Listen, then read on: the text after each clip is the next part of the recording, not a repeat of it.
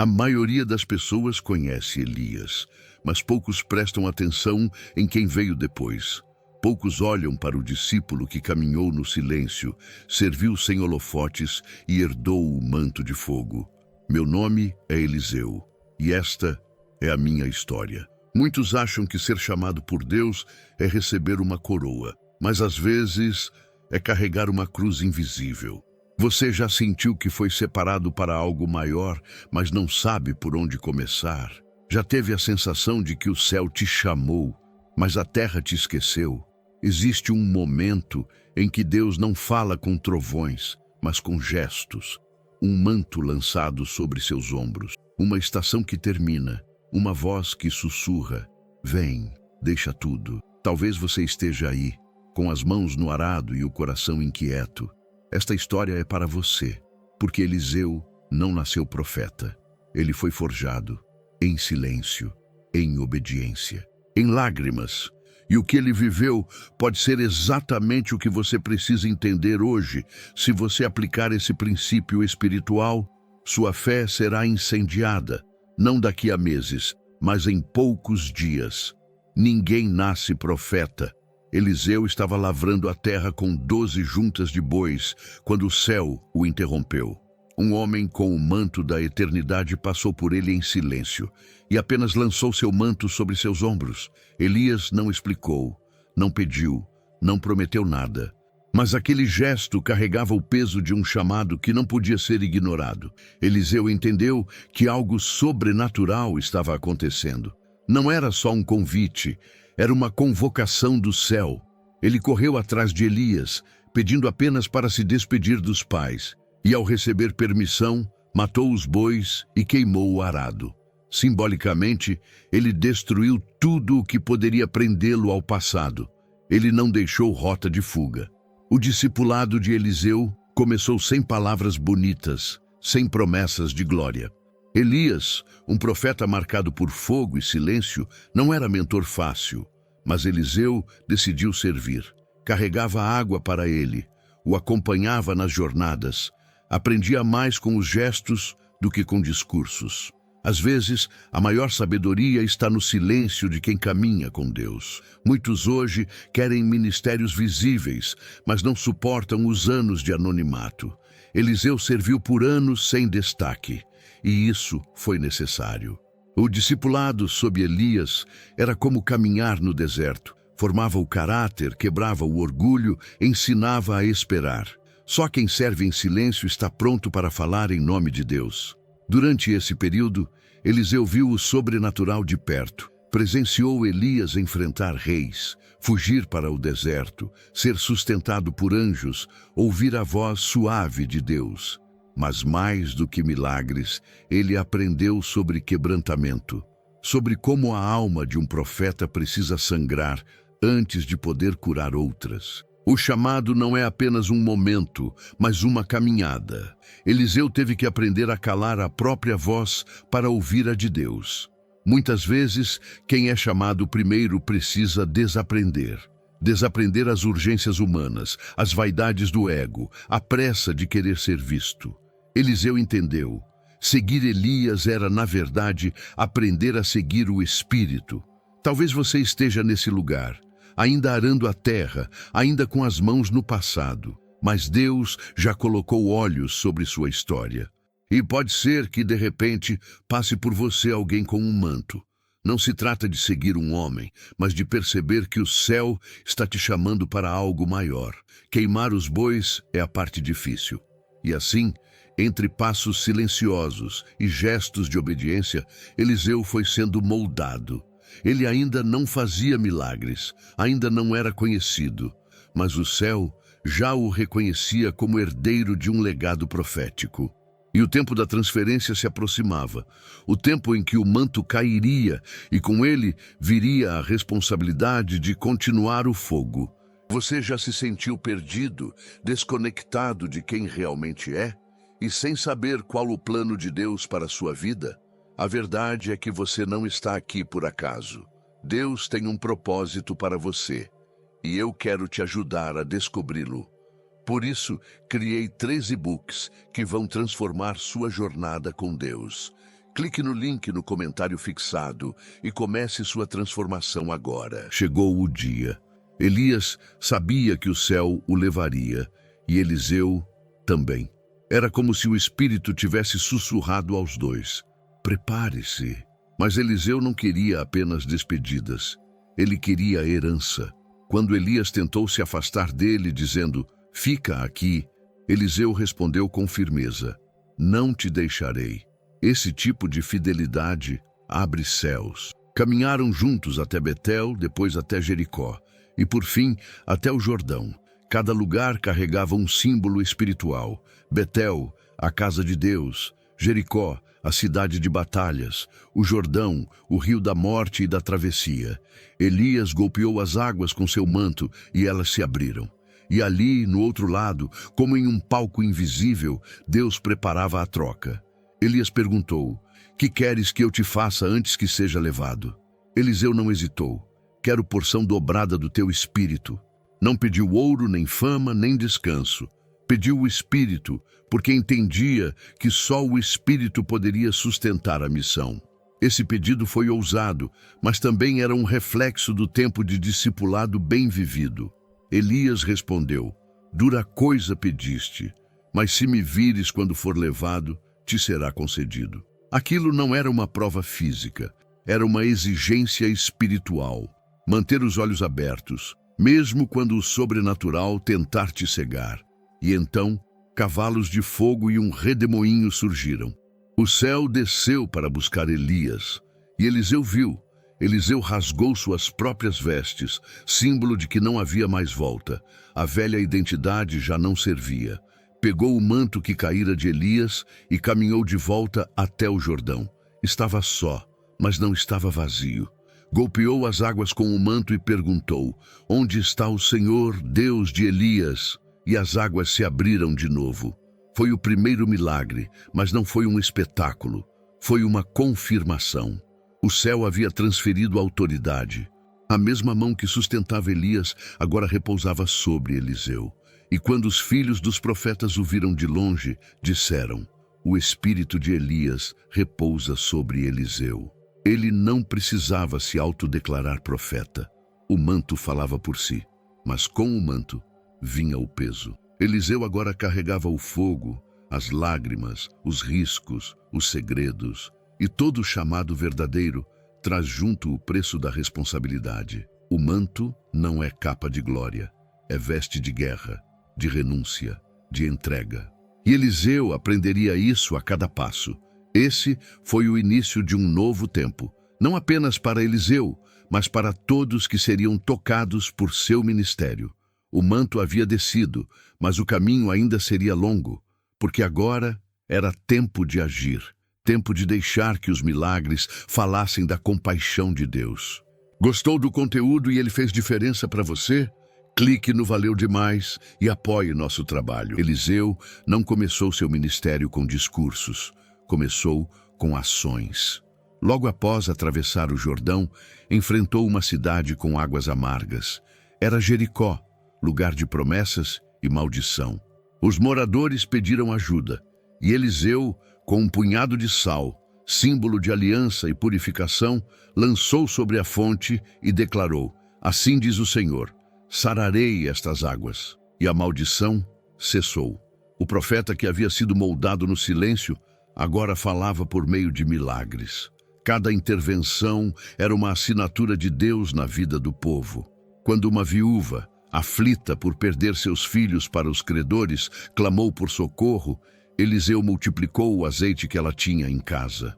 De um pequeno vaso jorraram litros de esperança. Deus transforma a escassez em provisão.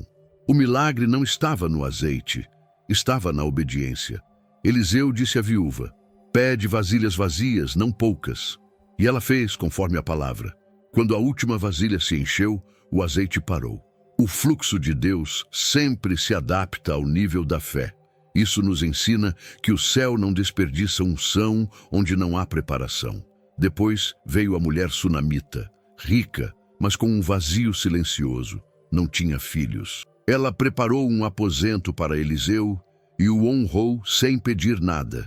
Mas Deus viu o desejo escondido em seu coração. o profeta a abençoou com a promessa de um filho, e como um sussurro de graça, o milagre veio no tempo certo. A vida brotou onde havia esterilidade. Anos depois, esse mesmo filho adoeceu e morreu de repente. A mulher correu até Eliseu com fé e dor misturadas. Ele foi até o quarto e se deitou sobre o menino. Boca com boca, olhos com olhos, uma conexão total. E o menino voltou à vida. Esse milagre não foi apenas uma ressurreição, foi uma demonstração de como Deus se identifica com a nossa dor mais íntima. Cada milagre também era uma lição. Quando os profetas foram envenenados por um ensopado mortal, Eliseu jogou farinha na panela, símbolo do pão da vida, e a morte foi neutralizada. Quando um machado caiu no rio e seu dono se lamentou por ser emprestado, Eliseu fez o ferro flutuar. O que isso nos diz? Que Deus se importa até com as menores perdas. Eliseu caminhava entre o cotidiano e o sagrado. Seus milagres não eram apenas grandes sinais, também eram atos de ternura divina. Alimentou multidões com poucos pães, curou leprosos, abriu os olhos espirituais de servos cegos de fé. Eliseu entendia que cada milagre era uma extensão do caráter de Deus, justo, compassivo, presente. E, no entanto, em meio a tanto poder, não se tornou orgulhoso. Não se via como dono do fogo, era apenas um canal. Porque os milagres não são prêmios pela fé, mas revelações do coração de Deus. E enquanto os prodígios se multiplicavam, o peso do chamado também crescia.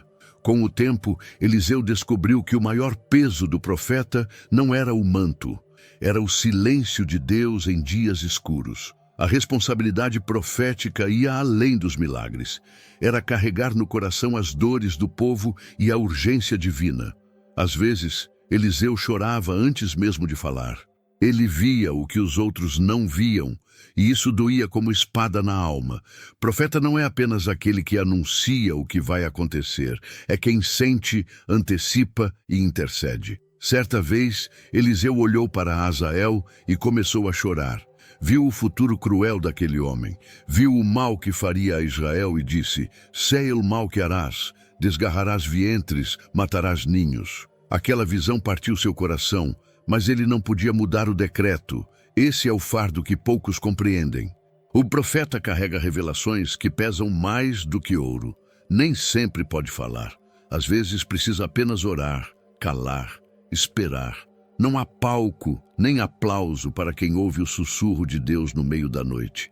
Eliseu conhecia o segredo das lágrimas escondidas, as que só o céu recolhe. Houve momentos em que o povo buscava consolo, e Eliseu precisava ser firme. Em outras, ele desejava misericórdia, mas Deus exigia justiça. A alma do profeta vive entre dois mundos, o trono e a terra. Precisa discernir quando falar, quando agir, quando se retirar, e isso muitas vezes consome as forças por dentro. Um episódio marcante foi quando os moços zombaram dele dizendo: sobe, calvo. Pode parecer pequeno, mas revelava um desprezo profundo pelo chamado. Eliseu os repreendeu, e 2 ursos saíram da floresta. Não foi uma explosão de ira, foi um aviso divino. Quem despreza o sagrado, colhe juízo. O ministério profético exige reverência, de quem ouve e de quem fala. Eliseu também precisou lidar com reis hipócritas, alianças perigosas e decisões políticas que afetavam todo o povo. Ele não buscava a aprovação. Preferia ser fiel a Deus do que ser popular entre os homens. Uma vez, um rei disse: este profeta nunca profetiza algo bom para mim. E Eliseu respondeu: porque o que Deus me dá não é para agradar, é para despertar. Ele também lidou com frustração. Nem todos os milagres traziam conversão. Nem todos os avisos geravam arrependimento. O profeta aprende que a semente da palavra é lançada, mas o solo é escolha de cada coração. Eliseu viveu para obedecer, e isso basta. Porque no fim, o profeta responde a um só Senhor. E mesmo assim, o manto não pesava como condenação, mas como honra. Eliseu sabia que havia sido escolhido para carregar a voz de Deus entre os homens. E mesmo cansado, machucado e mal compreendido, ele seguiu. Porque o chamado não é uma estação, é um caminho. E ainda havia lições a ensinar, com milagres e com justiça. Eliseu não apenas operava milagres, ele era um guardião da integridade. Uma das histórias mais profundas foi a de Naamã, o comandante sírio que veio buscar cura da lepra. Eliseu não o recebeu com honra, nem saiu para falar com ele. Apenas mandou um recado: mergulha 7 vezes no Jordão. Naamã se ofendeu, mas obedeceu e foi curado. Mas o verdadeiro teste veio depois. Naamã, grato, ofereceu presentes valiosos. Eliseu recusou, porque entendia que a graça de Deus não se vende. Ele não queria que o poder do céu fosse confundido com barganha humana. E é aí que surge o erro de Geazi, seu servo. Movido pela ganância, correu atrás de Naamã e mentiu para conseguir os presentes. Geazi não apenas mentiu a Naamã, ele traiu o espírito do ministério. Eliseu, com discernimento espiritual, confrontou-o. O meu espírito não estava contigo quando foste? E declarou: a lepra de Naamã se pegará a ti. O servo ficou leproso. E a mensagem era clara: quando se manipula o sagrado por ganho próprio, há consequências. O ministério profético exige mãos limpas e coração puro. Eliseu demonstrava isso em cada decisão. Não buscava lucro nem reconhecimento. Não usava a unção para controle. E Deus o sustentava por isso. Num tempo em que os reis compravam profetas e a fé virava moeda, Eliseu mantinha-se firme, como coluna em meio à decadência. Houve um tempo em que Samaria foi sitiada. A fome era tão extrema que as mães comiam seus filhos. O rei, desesperado, culpou Eliseu, mas ele profetizou: manhã, a esta hora, haverá abundância em las puertas de Samaria. E assim foi. Deus virou a situação de um dia para o outro, mas um oficial duvidou. E morreu ao ver, mas não desfrutar. Isso mostra que a incredulidade diante da palavra profética tem preço. Deus é misericordioso, mas também justo. Eliseu não desejava o mal de ninguém, mas não podia apagar as consequências. O profeta é testemunha do amor e da justiça. Ele não manipula a balança divina, apenas anuncia o que Deus já decretou. A integridade de Eliseu não vinha apenas de palavras, mas de uma vida vivida diante de Deus. Ele sabia que estava sempre sendo observado, não apenas por reis ou multidões, mas pelo céu. Por isso, sua conduta era firme. Mesmo quando ninguém via, ele escolhia a retidão, porque o verdadeiro profeta teme mais ao silêncio de Deus do que às ameaças dos homens. E ainda havia mais a ser revelado, porque Eliseu não só carregava a integridade em vida, ele deixaria um testemunho que ultrapassaria a morte. O ministério dele não terminaria quando seu corpo descansasse, porque quando a unção é verdadeira, ela continua agindo, mesmo depois do último suspiro. Eliseu adoeceu gravemente. O profeta do fogo agora enfrentava o frio da enfermidade, mas mesmo doente, ele continuava sendo um canal entre o céu e a terra. O rei Joás foi visitá-lo e chorou diante dele, dizendo: meu pai, carros de Israel e gente de acabá-lo. O mesmo clamor que ele havia feito por Elias, agora era ecoado por outro. E mesmo à beira da morte, Eliseu profetizou vitória. Pediu ao rei que pegasse um arco e flechas e declarou: flecha de livramento del Senhor. Mandou que o rei golpeasse o chão com as flechas. Joás o fez, mas parou cedo demais. Eliseu se indignou. Disse: se hubieras herido 5 ou 6 vezes, hubieras derrotado a Síria hasta acabá-la. Aquela cena revelou uma verdade dolorosa. A intensidade com que obedecemos determina o alcance da promessa. O rei tinha o profeta diante de si, mas sua fé era limitada. Eliseu partiu com essa dor, ver um povo com acesso à vitória, mas sem ousadia para tomá-la por completo. A morte levou seu corpo, mas não sua unção, porque algo extraordinário aconteceu depois. Um dia, enterraram um homem às pressas no túmulo de Eliseu. E quando o cadáver tocou os ossos do profeta, o morto reviveu. Sim, a vida brotou da morte. A unção permanecia tão intensa que bastou o contato para restaurar o fôlego a um corpo sem alma. Esse milagre pós-morte não foi um acaso, foi um sinal. A unção verdadeira ultrapassa o tempo. O que Deus planta em um profeta não morre com ele. Seus atos, suas palavras, seu legado continuam falando. Eliseu havia se tornado mais do que um homem. Tornou-se uma chama que não se apaga. E o que isso nos ensina? Que não devemos viver buscando aplausos, mas legados. O que você carrega em Deus pode impactar gerações, mesmo quando você já não estiver aqui. Eliseu viveu para servir, morreu no silêncio, mas o céu não o esqueceu. E a terra continuou a provar do fruto de sua fidelidade. O legado de Eliseu é uma convocação para todos nós. Viva de tal forma que até seus ossos preguem, que até suas cicatrizes inspirem, que sua fidelidade se torne lembrança viva. O manto foi passado, os milagres aconteceram, mas o maior testemunho foi sua constância até o fim. E assim, como Eliseu tocou mortos e trouxe vida, talvez, neste exato momento, sua história esteja tocando alguém que já havia desistido, porque o legado de um homem de Deus é como um rio oculto. Mesmo quando parece seco na superfície, ainda há vida fluindo por debaixo. E essa vida continua chamando. Você foi chamado para mais do que sobreviver. O manto ainda está sendo passado, mas é preciso coragem para recebê-lo. O que você fará com tudo o que ouviu?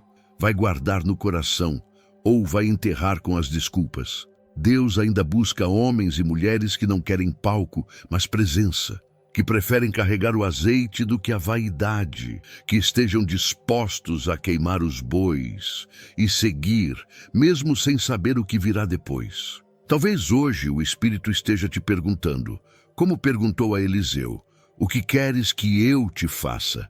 E talvez você precise responder com a mesma ousadia, quero a porção dobrada, porque o tempo é agora.